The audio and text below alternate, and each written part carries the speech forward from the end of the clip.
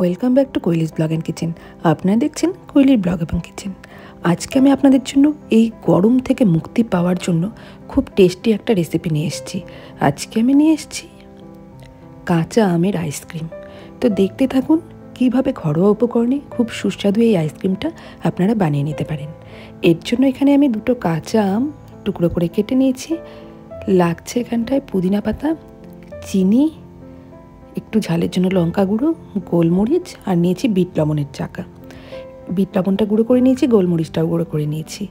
আর এই বিট লবণ যদি ইউজ করেন না, খুব সুন্দর একটা টেস্ট পাবেন, কিন্তু যেটা প্যাকেটের বিট লবণে পাওয়া যায় না। এদিকে আমগুলোকে আমি প্রেসারে সিটি মেরে নেব। আমের সঙ্গে দিয়ে দিলাম চিনি, এর মধ্যে দিয়ে দেব 1 বাটি পরিমাণ জল, দিয়ে আমি কিন্তু প্রেসারে 3টে সিটি দিয়ে সেদ্ধ করে নিয়েছি। এই দেখুন আমটা কিন্তু খুব সুন্দর করে সেদ্ধ হয়ে গেছে, জলটাও নিয়ে নিয়েছি, আর লাগছে একটু ফুড কালার। এবার মিক্সিং জারে এই সেদ্ধ করা আম এবং আমের জলটা দিয়ে দিলাম। এবারে এখানটায় আস্তে আস্তে দিয়ে দিচ্ছি লঙ্কা গুঁড়ো, দিয়ে দেবো গোলমরিচ, বিট নুনটা, এরপরে দিয়ে দিচ্ছি গোলমরিচ গুঁড়ো, আর দিয়ে দেবো সামান্য পরিমাণ ফুড কালার আর পুদিনা পাতা। এখানে পুদিনা পাতা কিন্তু আপনারা যতটা পারবেন বেশি করে দেবেন, কারণ পুদিনা কিন্তু শরীর ঠান্ডা রাখে। এবার দিয়ে দিচ্ছি ফুড কালার, আপনারা চাইলে লিকুইড ফুড কালার ইউজ করতেই পারেন, আর আমার কাছে এটা ছিল সেটা দিয়ে দিলাম। দিয়ে মিক্সিং জারে ব্লেন্ড করে নিয়ে ফিরে এলাম। দেখুন বন্ধুরা কতটা সুন্দর হয়েছে মিক্সচারটা।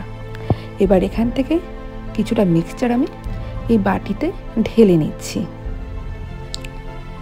দেখতে পাচ্ছেন তো কালার কতটা সুন্দর এসছে। আপনারা চাইলে ফুড কালারটা অপশনাল করতেই পারেন, সেটা ইউজ নাই করতে পারেন। এইবার এখানটায় 1 বাটি জল দিয়ে দিচ্ছি, কারণ আমের যে পাল্পটা হয়েছে সেটা দিয়ে আইসক্রিম করলে ডাইরেক্ট তাহলে কিন্তু টেস্ট লাগবে না।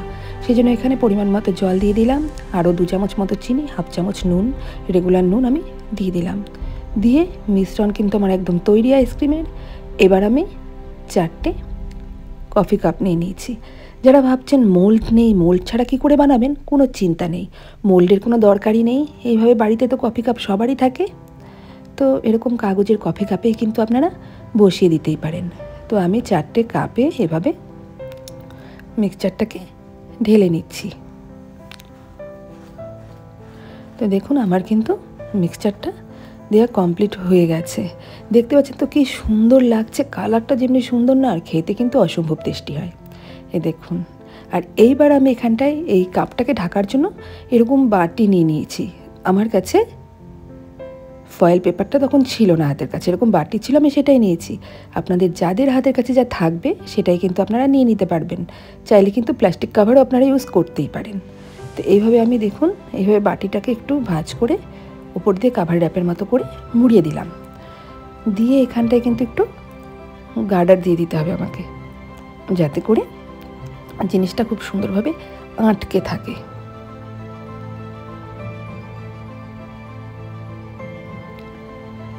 দেখুন আমি কিন্তু গার্ডার দিয়ে খুব সুন্দর করে এটাকে আটকে দিয়েছি। আর মাঝখানে আমি ফুটো করে নিয়েছিলাম, সেই মাঝখানে কিন্তু আইসক্রিমের কাঠি আমি বসিয়ে দিলাম। একইভাবে 4টেকেই আমি র্যাপ করে নিয়ে চলে এসেছি। এইবার এটাকে আমি ওভারনাইট ডিপ ফ্রিজে রেখে দেব। ফিরে এলাম সকালবেলায়। দেখুন বন্ধুরা একটা খুলে আপনাদেরকে আমি দেখিয়ে দিচ্ছি। দেখুন বন্ধুরা কতটা সুন্দর জমে গেছে।